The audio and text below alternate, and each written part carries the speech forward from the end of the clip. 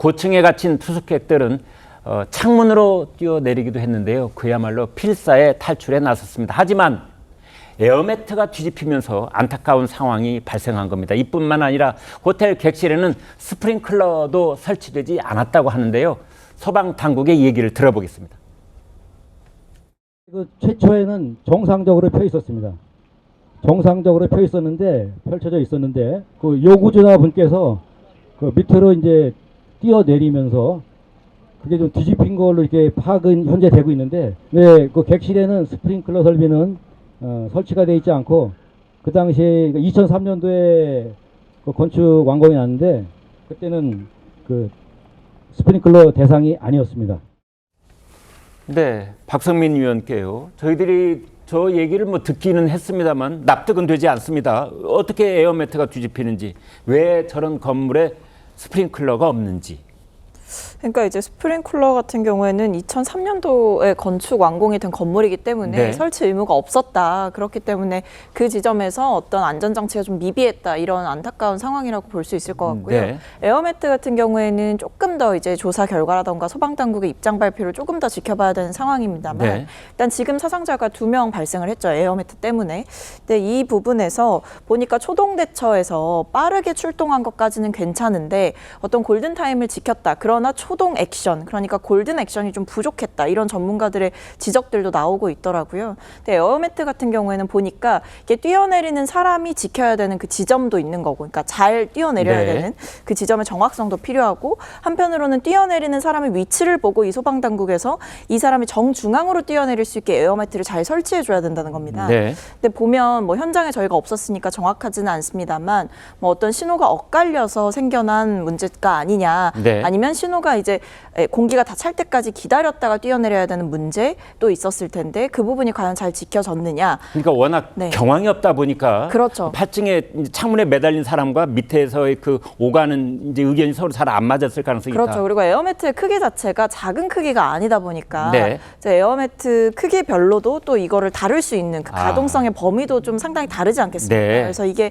보니까 처음에 뛰어내린 사람은 당연히 다행히 이제 구조가 됐고, 네. 그때까지는 에어매트가 뒤집히지 않았다고 하는데 네. 그 뒤에 뒤집히게 되면서 그 뒤에 따라서 뛰어내린 분들은 좀 이렇게 안 좋은 유명을 달리하신 그런 일이 있었는데, 소방당국에서도 아마 철저하게 조사를 하지 않을까 싶습니다. 박 의원님 말씀 중에 아주 중요한 대목이 하나 있다고 보여지는 게, 이제 흔히 스프링클러에 대해서 얘기할 때 소방법이 뭐 개정되기 이전에 지어진 건물에 대해서는 어떻게 손쓸 방법이 없었다라는 얘기를 늘 반복적으로 하고 있는데요. 옛 건물일수록 화재에 취약하니만큼 저런 소방법을 손질할 때 말이죠, 옛 건물에는 좀 소급해서 적용될 수 있도록 해야 되지 않을까요?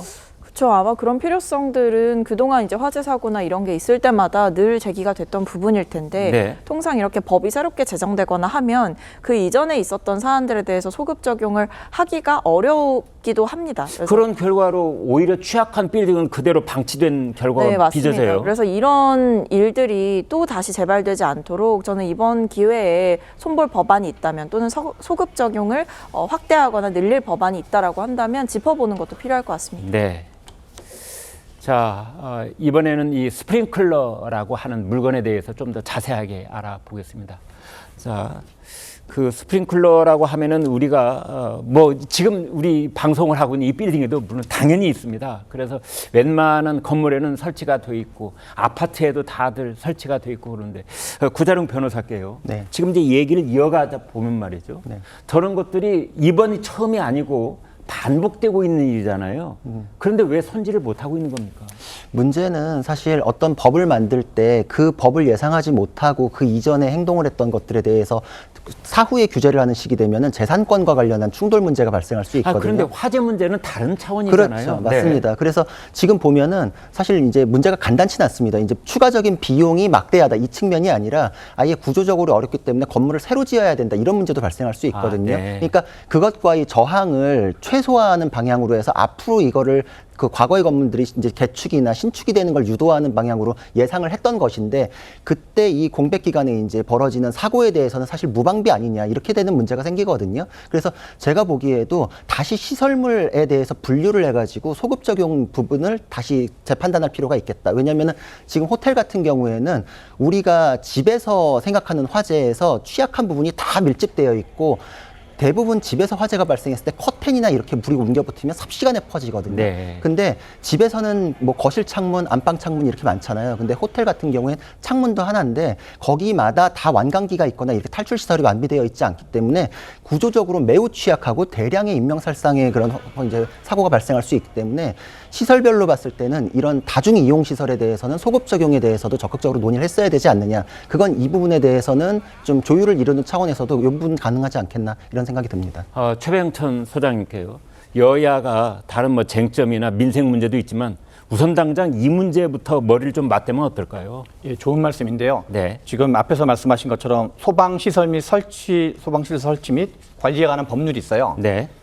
그럼 가장 원칙적으로는 스프링클러를 소급 적용하는 것도 하나의 방법이고 네. 그런데 이제 경우에 따라서 건물의 특성에 따라서 그게 어려울 수도 있거든요. 예. 그런데 지금 이번 호텔처럼 정말 많은 사람들이 이용하는 게 워낙 많을 텐데 그런 거를 우리가 법 제정도 있지만 법 제정 사이에 관리 감독이 있을 수 있는데 네. 예컨대 좀 일정 규모 이상에는 전수조사를 실시해가지고 네. 완강기를 설치한다든가 소방시설을 다시 점검한다든가 여러 가지 소방시설 중에 스프링클러는 그 중에 하나일 텐데 그걸 할 수 있는 방향 그거대로 모색을 하되 그거가 아닌 방향은 아닌 방법대로 약간 플랜 B라 그럴까요?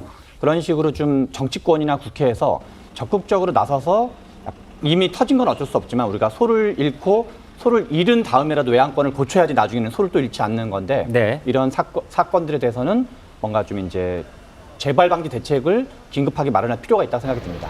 네.